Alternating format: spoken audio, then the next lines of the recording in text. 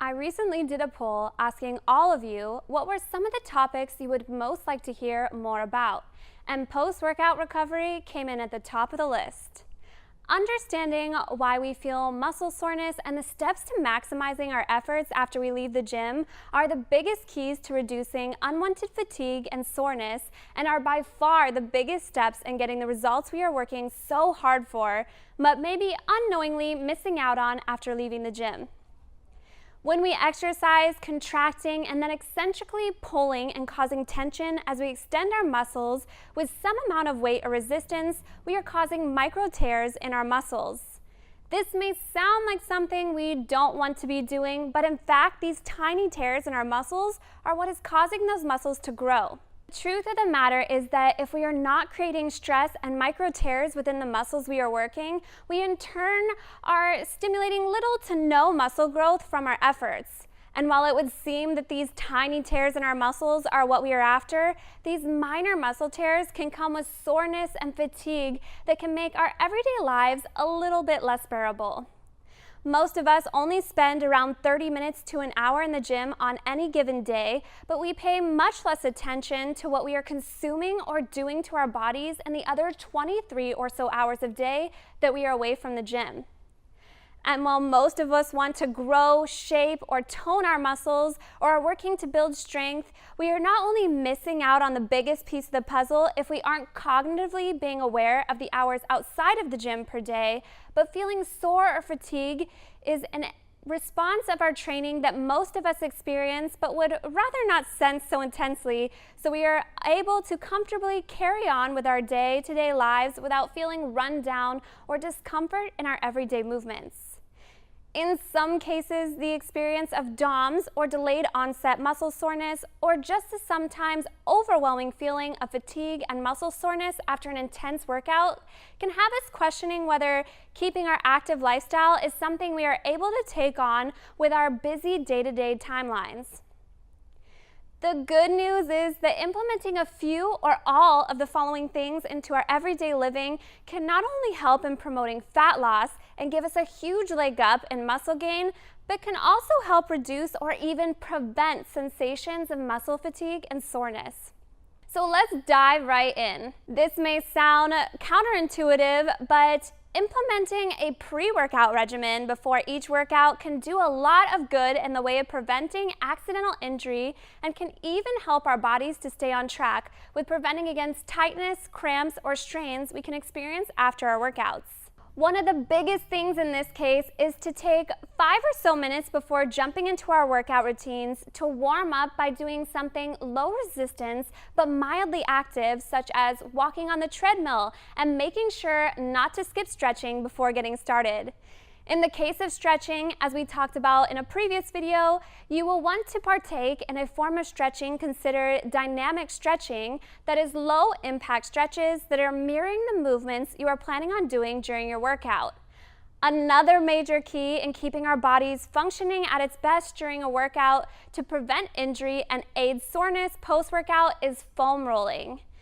Foam rolling helps relieve the fascia around our muscles to help increase circulation and mobility, and can help in significantly relieving muscle soreness. This should only take you a few minutes, as you don't want to sit on any area of soreness for any extended period of time, and should be done pre and post workouts for best results. One of the things we never want to go without is our water. Drinking the proper amount of water helps us stay hydrated, which doesn't just benefit us in a multitude of ways physically and mentally, but also helps in stimulating blood flow and helps in flushing out the toxins from our body, all which help in assisting us to reduce muscle pain. With potassium being one of the most important minerals in our bodies, with regulating fluid balance, muscle contractions, and nerve signals, it's no wonder that making sure we are getting potassium-rich foods in our diet, such as sweet potatoes, spinach, bananas, just to name a few, are helping to reduce our blood pressure and water retention, and helping prevent painful muscle cramps and spasms. For many of us, our busy lives have stress looming around many corners. And as too many of us know, stress can cause an array of negative outcomes to our health and well-being in a multitude of ways. and it doesn't seem to stop before also having an effect on our muscles as well. It would seem that reducing stress can help significantly reduce muscle pain and soreness, so this seems like one nasty dark cloud we really should do what we can to get under wraps. Making sure we're getting a good night's rest needs to be a priority, if not for the dozens of other reasons that getting our best night's sleep is helping in keeping our health and happiness in its best shape. Sleep is the time in which our bodies recover most fully from the long, strenuous days and workouts we underwent. Not getting the proper amount of sleep or a good night's rest can do a lot of damage to our overall health and well-being, but also makes it much harder for our bodies to fully recover from a tough workout and can leave us feeling more fatigued and sore than we would have if we simply gave our bodies the amount of rest it needed. Cryotherapy, along with the alternative similar treatments of taking a cold shower or an ice bath, have been shown to help reduce inflammation and help promote the recovery process for our muscles. But don't get too put off if stepping into a freezing cold tub of water doesn't sound like something you can bear. There's also a ton of research supporting the use of heat therapy. As it turns out, just after an intense workout is the best time to plunge into a cold bath or a cooling cryo session. However, a day or two after your workout, taking a warm bath, hitting the steam room or sauna can actually help in relaxing and increasing blood flow to your muscles to help recovery time, reduce soreness, and even have shown a strong link in facilitating greater muscle growth. While it has yet to be proven that Epsom salts or magnesium salts can in fact penetrate through our skin and help us fight off muscle soreness or pain, it would seem that it's a positive free roll to add them to your bath to help assist us in hopefully relieving unwanted tension and stiffness from our workouts. This will likely come with little shock to most of us, but the food we consume on a daily basis, and most particularly following a workout, has a tremendous impact on the results we are seeing and feeling after we wrap up a session and head home. While there are many foods we do want to be consuming on a regular basis to get our best results from our workouts and help fight off muscle soreness, processed foods of any variety are a big no-no if we are hoping to steer clear of any added inflammation, fatigue, or soreness following our workouts. The chemicals and oils in fast foods and processed foods alike actually can disable our bodies from getting the proper nutrients and minerals our bodies need to burn fat, grow muscle, and aid in our recovery following a workout. Adversely, you want to consume foods that are anti-inflammatory in effect, such as omega-3 fatty acids found in certain fishes, such as salmon, herring, oysters, sardines, and a whole list of others.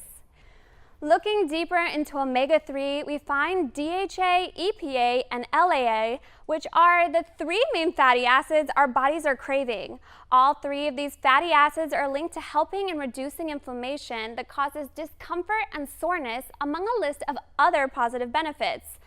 All of these can be found in foods such as mackerel, tuna, flax seeds, soybeans, and so many other tasty foods.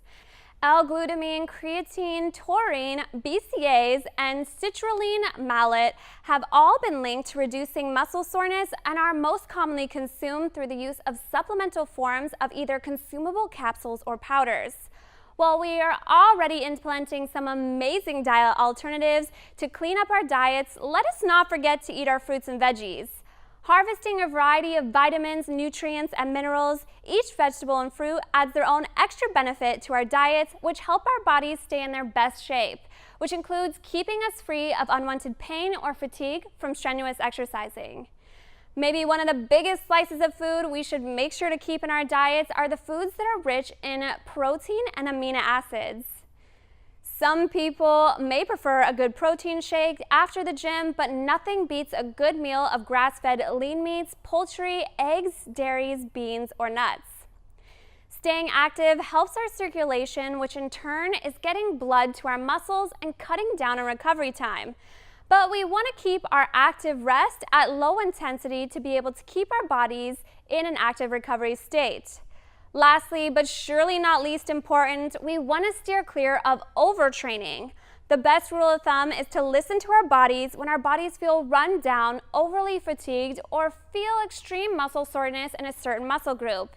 Waiting until those areas of our bodies start to feel mostly recovered from the last workout before straining them again is the best rule of thumb to prevent muscle atrophy and to keep away from possible injury or immense muscle soreness or strain. It seems most importantly that we keep in mind that our muscles are growing after and in between our workouts. So if we were not giving our bodies the proper tools to recovery, we are not only going to feel unhappy with the lack of results we are seeing in response to our efforts, but we are going to be making our journey one that is filled with muscle soreness and discomfort that we just can live so much more happily without. We put in hard work at the gym, so adopting some of these tasty, relaxing, and very useful tips for keeping our soreness at bay seems well worth all the extra gains without the pain, inflammation, or stiffness we can live happily without.